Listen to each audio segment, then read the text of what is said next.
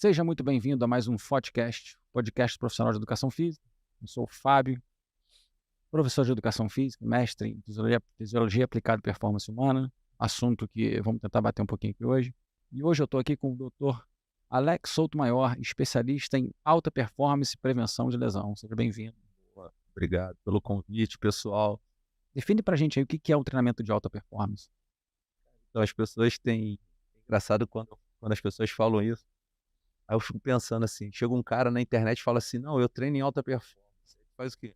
Ah, eu faço musculação. Eu falo, cara, tá faltando algumas coisas aí para chegar em alta performance. Então, um cara que está associado a alta performance, vou dizer ali, os caras da NFL, para mim, são os caras que são o mais alto nível de alta performance NFL. Tem muito confronto, né, muita mudança de direção, muita aceleração, muita massa muscular. Então, são algumas composições que formam um atleta completo de alta performance. Coordenação, mudança de direção, confronto, aceleração, desaceleração, força, potência, resistência e habilidades. Habilidades treináveis. Ou seja, todo mundo pode virar um atleta? Pode. Mas todo mundo vai ser um campeão? Não. Fala para a gente aí como é que você divide, porque você tem pessoas que vão treinar com você que não são atletas. Sim, Mas você as treina para serem o melhor que elas sim. podem como atletas. Para performance. Isso. Como é que você divide isso? De cara, Fábio, eu vou te falar, cara. O grande erro de todo mundo é pensar em hipertrofia o tempo todo. Ótimo. Tudo isso, cara, não, que é hipertrofia, hipertrofia. Eu falei, cara, hipertrofia é consequência de um trabalho qualitativo. A gente não pensa em hipertrofia. A gente pensa em performance. E a hipertrofia, ela vem associada a isso. Outro dia eu postei um vídeo mostrando um atleta da NFL que ele sai 2 metros do chão, estático. Eu vi. E do lado eu botei um bodybuilder tentando pular. Se você for olhar a massa muscular, o bodybuilder tem muito mais O massa. cara da NFL é forte pra cacete. Mas o cara da NFL é um cavalo, ele treina performance. E nunca um cara do bodybuilding vai competir na força com esse cara, ele vai perder sempre. Sempre. Mas só que as pessoas olham o quê? O externo, olha a estética. Caraca, o cara é gigante, enorme. Tamanho não é documento. Se tamanho fosse documento, o elefante e a girafa seriam os reis da selva. E quem é o leão? Por quê? Porque ele acelera, desacelera, muda de direção, é potente, forte, é resistente, tem tudo isso. O elefante não é nem um pouco isso. O elefante não corre, não acelera, isso é pesado. A girafa, ela até acelera, só que ela tem o quê? Um desequilíbrio antero-posterior por causa do pescoço dela. Então o leão sempre vai ser o rei da selva, porque ele é mais potente, ele é mais atlético. E aí, de uma forma geral, a gente periodiza sempre, a gente tem tipos de periodização. A periodização que eu mais uso é a não linear, Tá. né? Não linear. Não linear, que a periodização, até em cursos eu falo disso. O que é a não linear, pra quem A não não sabe? linear que a gente tem uma variação de estímulo diário. Tá. Ou seja, eu posso fazer uma periodização em bloco, a periodização em bloco não, a periodização de 3-1, são 3 estímulos progressivos para 1 de recuperação. Você fala isso semanal. Sim, Isso semana. você tá falando de Do microciclo, tá. isso aí. A gente trabalha sempre com microciclos, Tá bom. entendeu? A gente trabalha com microciclos, para quem não sabe, a gente faz uma programação de 7 dias da semana, e cada semana ela tem um estímulo diferente. No final das 4 semanas, a gente fecha um mesociclos a partir de 4 microciclos. Então são sempre 4 semanas? Sempre 4 semanas, e a gente vai mudando esse estímulo. Por quê? Porque aí eu junto sempre a periodização com o controle de carga. O meu controle de carga, ele é em cima de 4 microciclos, e eu comparo o 5º microciclo, que é o mês seguinte, a média da carga que eu fiz nas 4 semanas, eu comparo com a média, a carga daquela semana. E aí eu vejo uma razão chamada razão agudo crônica, que é o que vai me dar o norte se esse cara na 6ª semana ele estoura. Entendi. Entendeu? Então tudo isso eu falo em cursos, eu tenho cursos online para isso, enfim, que não, agora não vai dar para fazer porque a gente tem que dar uma aula, né, em relação a isso. Mas de uma forma resumida, a gente tem alguns tipos de periodização. Por exemplo, um cara de triatlon, eu já uso uma periodização reversa. Entendeu? Eu começo com uma porrada mais alta e venho descendo, que tem uma capacidade maior de regular o sistema autonômico, a parte cardiorrespiratória, tudo isso.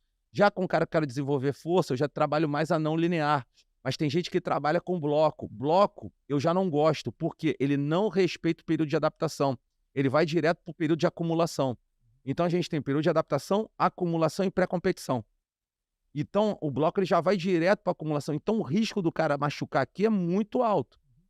Já não linear, eu oscilo. Então eu começo com uma periodização de 3-1, 3 dias dando estímulo progressivo, no quarto eu recupero. Aí quando esse cara está adaptado Só te interrompendo, esses estímulos progressivos são de um dia para o outro? de um dia para o outro. Sim, mas de um dia para o outro, qual é o percentual que você aumenta desse estímulo? Não, então ou eu vou aumentando Mas aumenta, 5 a 10%, ou eu faço o reverso. Eu começo mais alto e venho descendo. tá, que é o que o Carl Dietz, por exemplo, fala de médio, alto e baixo, ou algumas pessoas falam de alto, médio e baixo na semana? Então, eu não falo esse método, eu não falo esse modelo, né? Eu só falo esse modelo quando eu estou falando de cardiovascular, que eu falo zona 1, 2, 3, 4 e 5.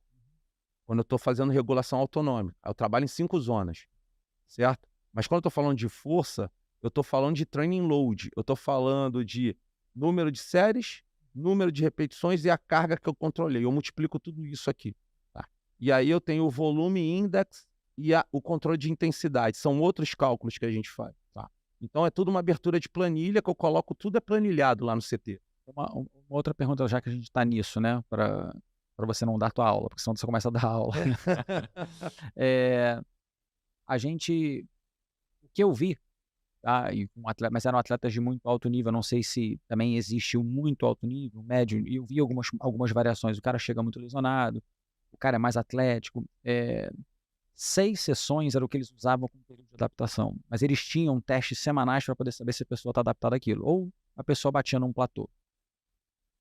Só que a maioria das pessoas treinava 4 vezes por semana, então era um dia membros inferiores, um dia membros superiores, e era altíssimo nos 2 primeiros dias. O segundo dia era mais concêntrico, membros inferiores, ou membros superiores e membros inferiores.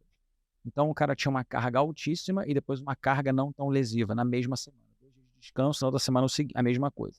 Algumas pessoas não ficavam 4 semanas. E algumas pessoas não tinham a semana de descanso. E aí eu perguntei isso para ele. Eu falei, por que você não descansa? Ele falou, porque eu só tenho 14 semanas com esses atletas. Eu já não concordo, porque falta supercompensação. Não, tudo bem. Não, ele vai chegar. Eu posso te falar como que ele faz, tá? Sim. E ele dizia o seguinte: quando ele muda de fase, e a gente está falando de volume e carga, mas a gente não está falando de tipo de treino que você está colocando dentro desse volume, né? Então ele começava com um trabalho excêntrico, depois ele ia para um isométrico, depois ele ia para um concêntrico puro pliometria no final, que era esse período de supercompensação.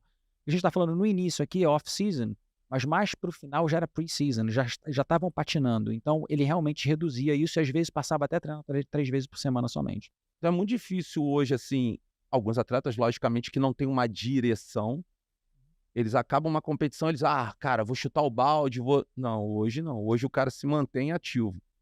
Não, é o período de off-season que eles estão malhando. Só que esse primeiro off-season dele, normalmente 3, 4 semanas, tem muita coisa de farmers walk, né, trabalho de pé, todo mundo treinando descalço, uma série de outras coisas, mobilidade pra caramba, um pouco de cardiovascular específico. Se é rock, é muito curto e intenso e mesmo, eles não fazem treinamentos longos, como você está falando de jogadores de futebol, que você gostou. Independente do tipo de periodização que você está usando, você tem essa divisão também de excêntrico, isométrico e concêntrico? Lógico. Como é que você faz isso? Vou dar um exemplo. Por exemplo, eu tenho um atleta que ele já passou pela fase de adaptação. Vamos dar um exemplo. O cara chegou hoje. O que eu vou fazer com ele? Básico, core e glúteo. Básico, centro, core e glúteo forte. E eu vou fazer sempre um trabalho de full body. Todos os dias eu vou trabalhar o corpo inteiro. Entendeu? Porque eu tenho que não só fazer a parte morfológica, principalmente a parte neuromuscular. As pessoas também têm que lembrar que o esporte tem uma demanda específica e quando o cara chega depois de uma temporada inteira com a demanda específica, o resto do corpo que não tem aquela demanda está diferente do que teve a demanda. Está desequilibrado. Então, nessas primeiras semanas, você está equilibrando o corpo para sentar a pancada depois. Perfeitamente. Isso aí. Então, eu tenho ali pelo menos de 2 a 3 semanas para isso. Entendeu? Aí, passou essa fase, esses 3 microciclos, digamos. Aí, vamos fazer agora a fase de acumulação. Eu vou pegar no primeiro dia da semana, segunda-feira, vou jogar uma força máxima, porque eu dei um descanso para ele sábado e domingo. Ele teve uma recuperação de 48 horas do último estímulo da sexta-feira, que ele, vamos botar pela uma PSE, ele deu uma percepção subjetiva de esforço de 5. Então, eu vou dar... tá ótimo, já tá bem recuperado. Eu falo assim, se alimenta no domingo, o treino vai ser sábado, segunda de manhã, você vai ter que tomar um bom café da manhã, porque o gasto calórico, a demanda energética para esse treino de força vai ser de 2.000 a 3.000 calorias. Beleza? Então eu tô falando que o cara vai ter que levantar no mínimo 200% do peso corporal dele, ou seja, o peso dele mais 100%. Supramáximo. Isso aí. Mas excentricamente. Não. De uma forma geral. Tá. Ele vai fazer treino de força, não tem como fazer excêntrico. Então, ele vai trabalhar assim, vou botar, ó, a base de tudo, Fábio, é assim. Por exemplo, para grandes grupamentos, falando deadlift, agachamento, eu tenho que chegar a 2. As pessoas, elas focam... 2 vezes o peso corporal. As pessoas pensam o tempo todo na força absoluta. E a força absoluta não é a verdadeira força. A verdadeira força é a relativa, do qual você pega a carga de treinamento e divide pelo seu peso corporal. Então, por exemplo, eu, Alex, eu tenho 112 quilos. Eu tenho que levantar pelo menos, para eu chegar à minha alta performance, 220 quilos, 224 quilos. Isso aí. Então eu tenho que treinar para isso, mas não vai ser na primeira sessão de treino. Mas para todos os esportes essa demanda é igual, Alex? Sim, é uma demanda para ganhos de performance. Eu vou te falar por que eu faço essa pergunta. Porque lá tinham atletas da NFL, tá? Do Detroit Lions, por exemplo. Deus me livre. Pois é. Ele é muito forte. E eu... Engraçado que lá fora as pessoas numa faculdade, né? Como eu tinha mestrado, feito fora, eu era o que testava essa galera, ou pelo menos eu anotava o que era testado. Eu tenho isso até hoje em e-mail, depois bastante mandar. Bacana, cara. Dá para ser um artigo. E, por exemplo, se você pegar o salto de um cara da NHL, de hockey, ele precisava produzir 15 mil newtons. Mas ele pode passar de fase. Mas o cara da NFL precisava produzir 20, senão ele não passava de fase. Então a demanda aí para passagem de fase, ela não era tão 200% igual para todo mundo. É por isso que eu fiz essa pergunta para você. Eu te digo, a coisa que mais define para mim, né, se eu tivesse que falar assim, o que define para você a alta performance do amador é a velocidade. É a velocidade, é a potência. É a velocidade. Tudo que você vê no alta performance é muito mais rápido. Então uma coisa que você falou agora que eu falo para muita gente, que é, Alex, o que um atleta de alta performance precisa? Potência e resistência. É isso que o cara precisa. O cara precisa ser veloz, rápido e também resistir mais tempo à fadiga. Então você tem que saber fisiologia pra cacete, tem que saber a biomecânica, tem que saber metodologia de treinamento e principalmente você tem que ter experiência, tem que ter vivência. Agora, uma outra coisa que eu queria falar com você, assim, você falou que você começa com treinamento excêntrico, né? E a gente fala de velocidade, e o esporte, ele é veloz, a mudança de direção é veloz, a desaceleração é veloz. E o treinamento excêntrico, por muitas vezes, é treinado de forma lenta. Ou isso já mudou? Já mudou. Tá. Na verdade, quem comanda a carga, quem comanda o movimento é a carga. Não, tudo bem, mas, por exemplo, eu vou te dar um exemplo, tá? Tinha uma fase lá que era a fase supramáxima. Então o cara botava os hooks na barra, o cara descia, ele pedia pro cara descer em 7 segundos, com um peso absurdo. Ele não estava conseguindo segurar ao ponto de parar, mas ele vinha descendo devagarinho. Os hooks batiam, saía, o cara fazia 2 repetições rápidas e botava de volta, né? Isso era uma fase bem aguda do treinamento excêntrico. Na fase supramáxima. Mas o cara pedia para ele descer de forma devagar. Então, não necessariamente, isso é um tipo de treino. O treino excêntrico, resumidamente, Fábio, é um treino que é o top. É o treino mais importante que você tem que fazer. Que é o treino que vai te dar força, potência, resistência e hipertrofia. Vai juntar tudo, né? E qual é a adaptação ali? A adaptação é da titina. Não é? O grande lance é ali. Eu tenho a cadeia de actina, a miosina, e aqui no meio eu tenho tipo um interruptor para evitar o hiperestiramento e a ruptura da fibra. Na verdade, eu tenho essa titina, que ela conecta junto, através do influxo de cálcio, se conecta à actina e interrompe esse hiperestiramento. Por isso que ela é tão eficiente. Principalmente nas desacelerações, onde acontecem as principais lesões de bíceps femoral e semitendinoso. Então, é um movimento de suma importância.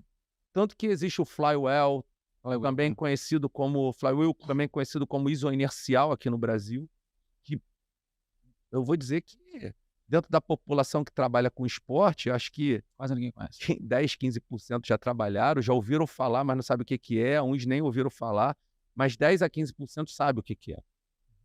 Mas também, às vezes, não sabe nem o mecanismo fisiológico. Utilizar, não sabe o momento certo de... A gente sabe que esse tipo de variável isoinercial, Quem fala muito disso são os espanhóis. Os espanhóis trabalham muito bem com isso, tá?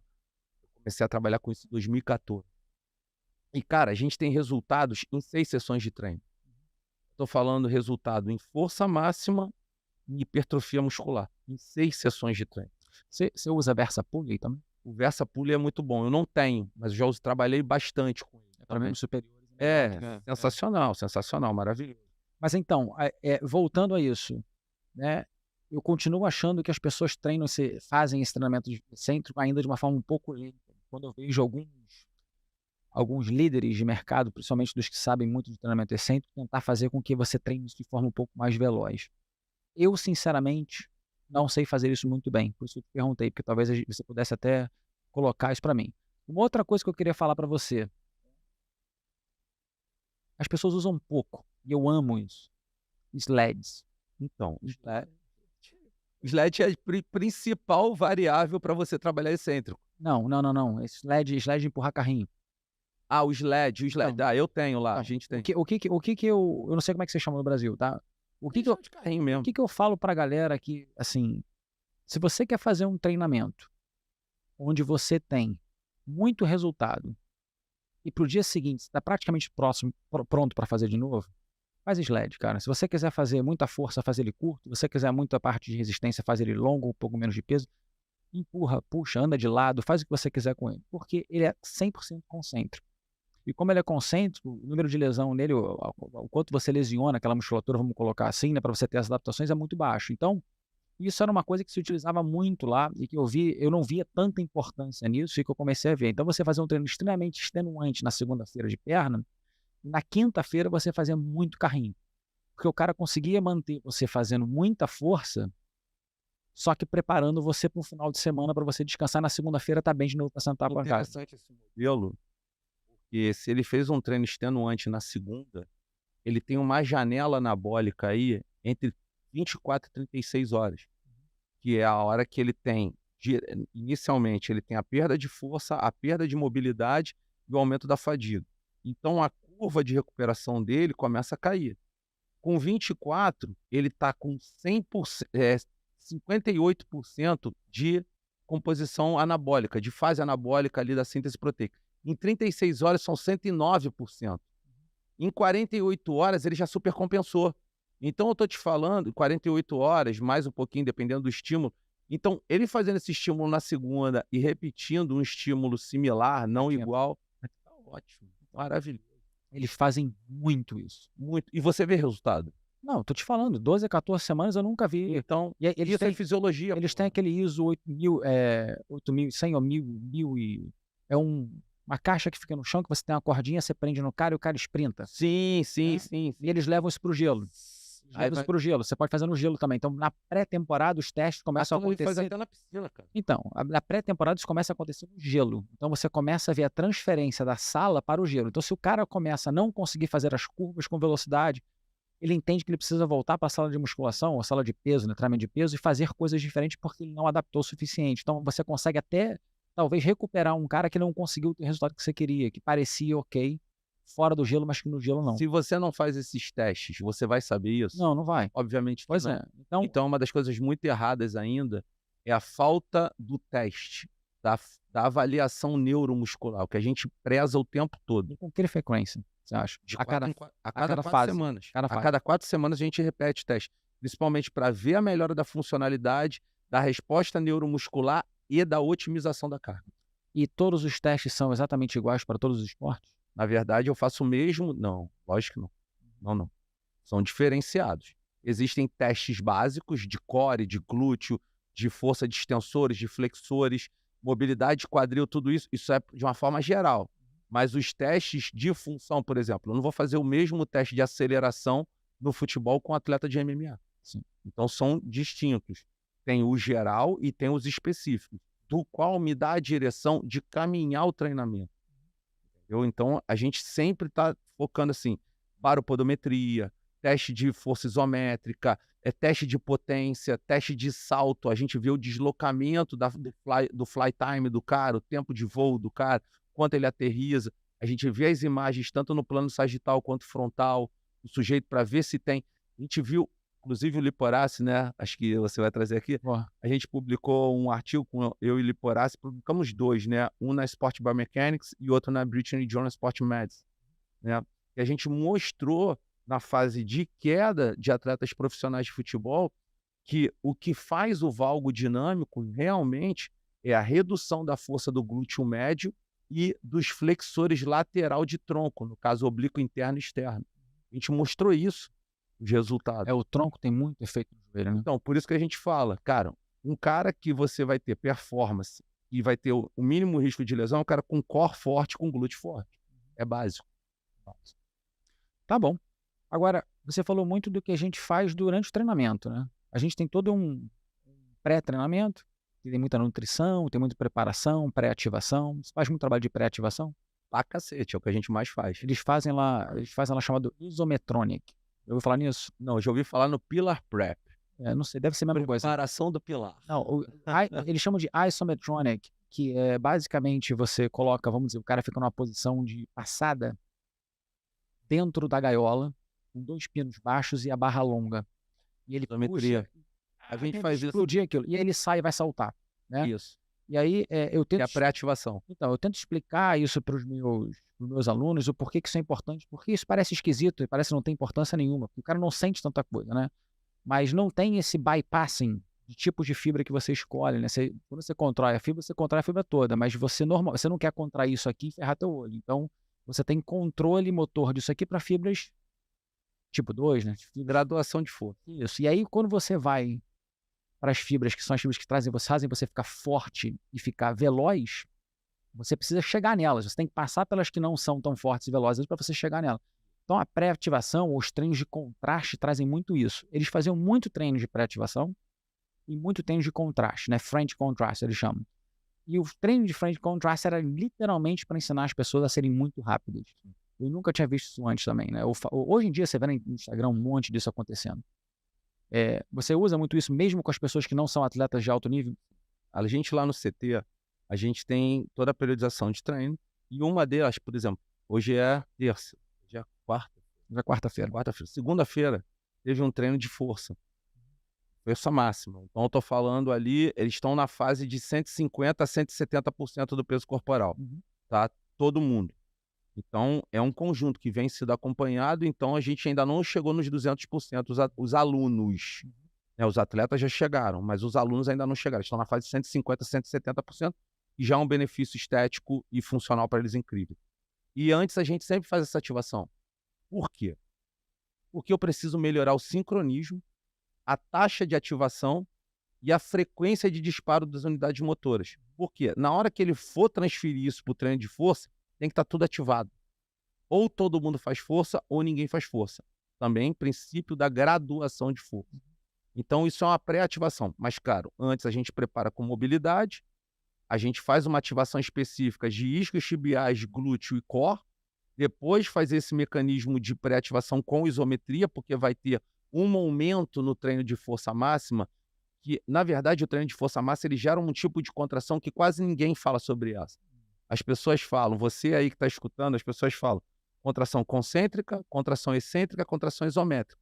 Mas elas esquecem da contração autotônica ou axotônica, que ela mistura o dinâmico com o isométrico. Porque você está no máximo.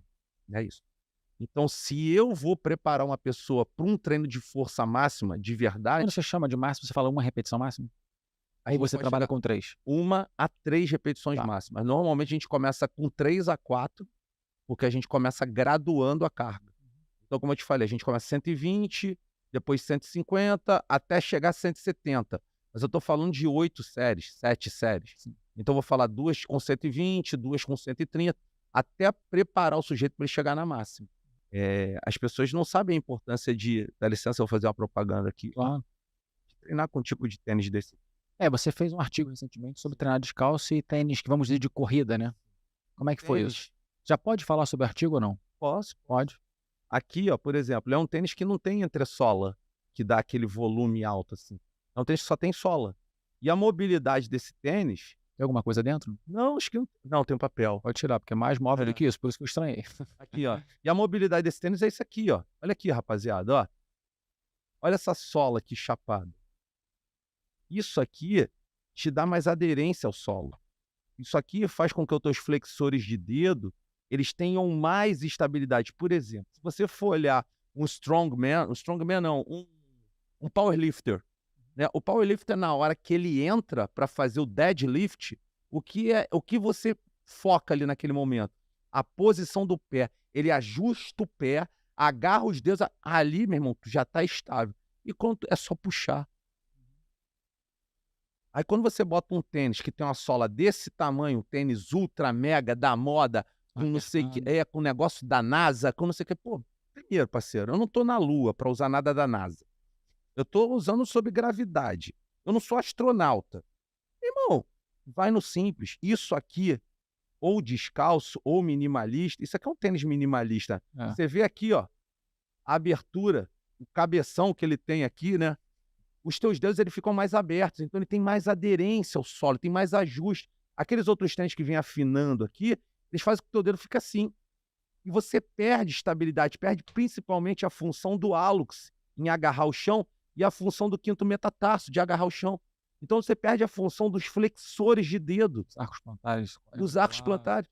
E aí o cara, tu vai olhar o cara que usa tênis o tempo todo, ele tem muito pé plano. E fino. E fraco. Isso, hiperprono tornozelo. Ele faz um valgo dinâmico. Ele tem menos força e menos potência. E as pessoas falam assim... Aí outro dia eu vi me mandaram um comentário, alguém falando que é um absurdo alguém treinar descalço. Eu falo, realmente, essa pessoa que está falando, ela realmente não conhece nada. Mas a internet está aberta a qualquer um, né? A gente tem que... A voz dos imbecis, né? Isso aí, vamos... Qualquer imbecil fala. E aí, recentemente, Fábio, cara, foi um negócio muito interessante. Você fez um estudo entre descalço e tênis e a diferença que dava depois do treino, depois da avaliação, o quão estar descalço influenciava na sua postura, no seu equilíbrio pós-treino, né? A gente comparou o seguinte, a gente pegou sujeitos, homens e mulheres, né, comparando ambos os sexos. Vai ter um negócio interessante que eu mandei um outro paper escrito gênero. E aí o artigo foi aprovado e o editor só mandou assim para mim, não esse artigo, um outro. Mandou assim, por favor, mude a palavra gênero para sexo. Aí eu falei, ué, por quê? Aí ele falou assim, porque gênero tem mais de 64 gêneros no mundo. Sexo só tem 2, masculino e feminino. Aí eu falei, caraca, o mundo mudou mesmo. Então a gente se adapta a isso. E aí, cara, eu cheguei para minha aluna, falei assim, vamos fazer um negócio inovador. Mas foi tão inovador que me surpreendeu muito. Eu fui fazer uma busca no PubMed e tem quase nada de artigo, para performance em relação ao uso do barefoot, né? Que é esse modelo de tênis maravilhoso, que pode ser casual também. E aí, de uma forma geral, o que a gente viu? A gente falou, vamos treinar a pessoa com ela mesma. Vai ser ela contra ela mesma. Um dia, aleatoriamente, né? Vai ser no sorteio, ela vai fazer o teste com calçado, que o calçado tem que ser com menos de 2 meses de uso, por causa da deformidade, e isso já é específico na literatura, e o outro dia pode treinar descalço, ou vice-versa. A gente fez descalço, né? Situação bem parecida com isso. Cara, os resultados foram incríveis, porque tanto para homem quanto para mulher, eles iniciaram os 2 testes iguais em relação ao equilíbrio antero-posterior e látero-lateral. Como a gente mensura isso? Através da baropodometria. Você bota o cara em cima de uma plataforma de força e vê quanto o cara está movimentando. Isso aí, é uma plataforma de força que tem mais de 4.000 sensores. Então, ao subir, ele vai observar a direção, a pressão plantar, a área de superfície plantar, o quanto você utiliza os dedos, qual dedo que você utiliza mais. E, além disso, ele tem uma estabilometria, que é o foco da pesquisa. Ele analisa se você oscila antero-posteriormente, para frente e para trás, e látero-lateral. Batata, parceiro.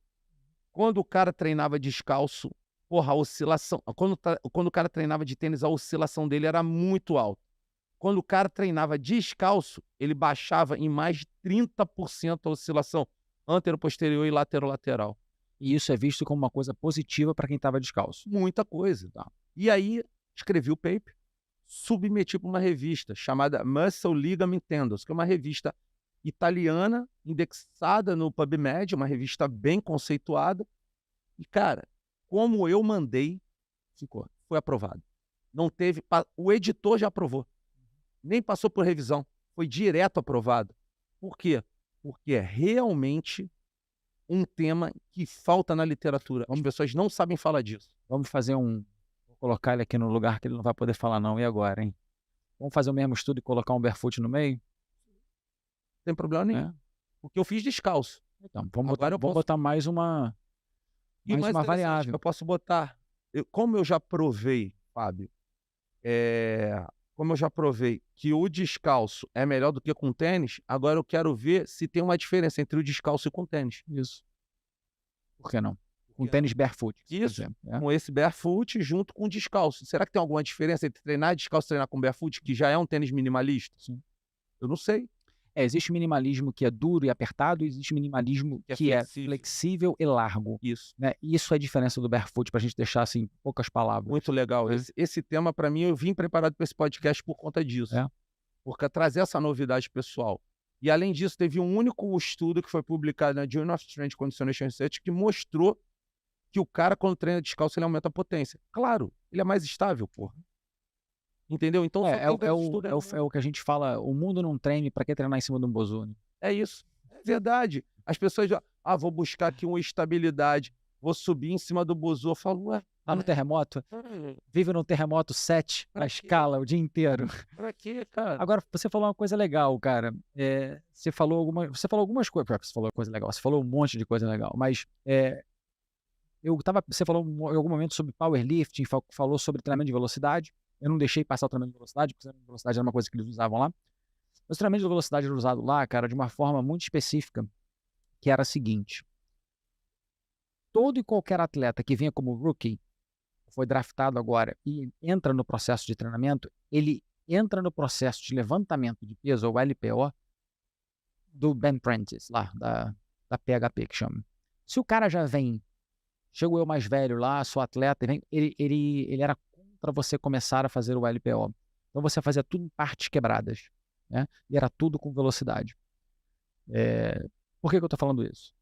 Você, para pessoas que não são atletas, eu tenho certeza que você usa para atletas, talvez não todos, mas você usa para alguns atletas, principalmente os que podem e são mais atléticos, mas para os que não são atletas, você usa LPO? Ah, cacete. Mas muito. Mas de forma quebrada, ou você perde muito tempo ensinando a técnica até que eles possam ser pelo menos, né, bons o suficiente para estar fazendo o movimento? Tem um dia que a gente só trabalha específico de técnica. Sabe qual é o grande lance do LPO para mim? E a gente trabalha com bastão de PVC. Sabe qual é o grande negócio do LPO para mim? É a mesma coisa do SLED, concêntrico. Então, se eu quero fazer um segundo treino na semana para mesmo grupamentos musculares, ou sei lá, o que seja, se eu quebrar aquele levantamento em algumas etapas, eu posso treinar de uma forma com velocidade, concêntrica, que não vai lesionar e que vai continuar dando estímulo para o cara, porque ele está vindo numa recuperação de um dia muito pesado, treinando o LPO. E era assim que eles usavam. Só que a gente trabalha de uma forma muito interessante. As pessoas só focam na barra. A gente trabalha sempre o mesmo movimento. Um movimento muito específico para alta performance é half clean e power clean. O snatch é legal, mas no esporte, quase nem nada você joga para cima da cabeça. É muito difícil algum esporte você jogar alguma coisa para cima da cabeça. Então a gente trabalha, isso já é específico em vários estudos da literatura científica, quando trabalha snatch, compara snatch com clean, né? E eles observaram que os dois têm ganho significativo, mas o clean tem uma eficiência mais específica, né? Tanto o clean, o power clean, quanto o half clean. E o que a gente observa muito é assim, a gente trabalha com todos os tipos de pessoas, só que a gente precisa dar as técnicas. A gente usa muito bastão de PVC, muita técnica em relação ao movimento do cotovelo, a mobilidade do ombro, mas a gente trabalha com muita variável. Por exemplo, com atletas mais condicionados, a gente trabalha barra, sandbag e waterbag. Mas você usa o medidor de velocidade? Você usa com treinamento de velocidade? Sim, isso com treinamento de velocidade? Isso, na barra só. Tá. Porque eu não tenho onde prender o encoder, né? Não, porque lá era dentro da gaiola, era aquela coisa. Era uma câmera que te via e você chegava num tipo um iPad, você clicava qual o exercício que ele ia fazer e o negócio já filmava e te dava na hora. Então é diferente Era do nosso. É automático. porque não é acelerômetro deles, deve ser É. por outra via. A gente trabalha com acelerômetro. Ele é Então, câmera. a gente tem as beats, né, que a gente coloca preso na barra, que é Sim, e aí tipo um imã, eles têm aí ele vê no tablet, né. Ou eu boto um encoder, que é o VBT, que eu prendo na ponta da barra, ele vai me dando na hora aceleração e desaceleração. Então a gente trabalha com todo esse tipo de variável. Esse aí eu não tenho ainda, mas vou ter. não sei nem se é o melhor, eu só tô dizendo que é o que ele usava Não, lá, né. é porque para ele Acho que era mais prático, você não ter que grudar nada em lugar nenhum, o negócio Sim. fica ali, você já prepara tudo. eu só preciso ver se tem a validação, porque como eu sou chato pra cacete com Esse isso. certamente tem. Ele É, não ia dar esse mole. é. E eu não conheço, isso aí infelizmente, mas deve se tem Eu tenho umas filmagens que mostram ele aqui, a gente Então. pode olhar o nome e dar uma olhada. Mas isso é muito prático também, né. Você tu olha rapidinho, vai, sai, entra, vai. Aumenta a carga, tira a carga, tá Isso, pesado, tá leve. perfeito. O nosso a gente tem que tirar, não é prático também, mas não tem essa praticidade toda, tem que tirar o negócio, colocar, tal. Pra você que gosta de malhar, pra você que é professor de educação física e gostou do nosso bate-papo, curte, né, Isso aí, cara. segue o Alex lá, segue a gente, manda esse aviãozinho pra galera, né, engaja com a gente aí pra gente continuar produzindo esse conteúdo maravilhoso pra vocês aqui. Obrigado mais uma vez, dá uma mãozinha pra gente aqui, Valeu, meu irmão. até a próxima. Deixar um recado só pra vocês. Deixa assim. Corpo fraco não sustenta espírito forte. Se você tem um espírito muito forte, espírito de luta, de prosperidade, de vencer, de conquistar, o teu corpo precisa te acompanhar. Então mantenha o teu corpo treinado. Corpo fraco não sustenta espírito forte. Vá